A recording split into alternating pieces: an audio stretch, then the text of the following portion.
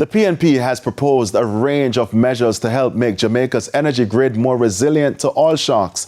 Among the proposals is a suggestion to increase the penalties for electricity theft and also giving persons licenses to establish mini grids to sell solar power. Details in this report.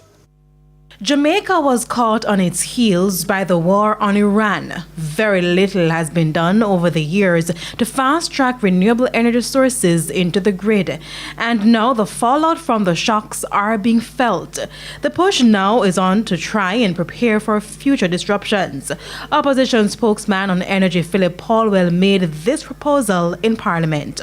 The distribution of electricity must be liberalized to accommodate microgrids. Microgrid licenses are to be awarded on a competitive basis with a specific mandate to provide service to unserved and underserved communities. Access. Keep going, it's already approved. Access. Every community must be served, even where a subsidy is required, to make that provision economically viable. For him, Jamaican households and businesses can also play a role in diversifying Jamaica's energy mix. Owners and tenants of special economic zone facilities must be permitted to generate their own electricity and to distribute it within the zone.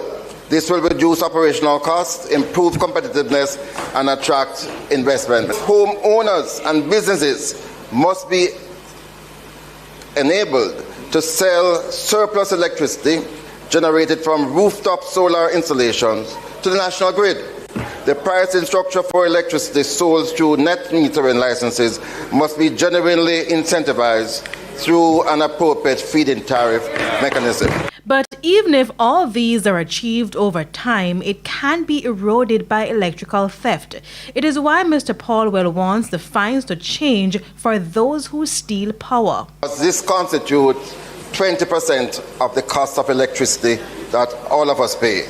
There must be a clear and enforceable mandate for the reduction and elimination of illegal connections and unmetered electricity usage.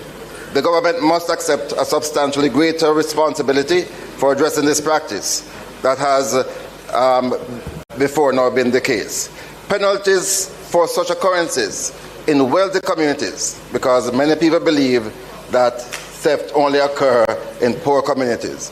I think we need to increase the penalties where people steal electricity in these wealthy communities and provide a mechanism for the poorer communities to get attached to the grid. The opposition spokesman on energy was making his contribution to the sectoral debate in Gordon House on Tuesday.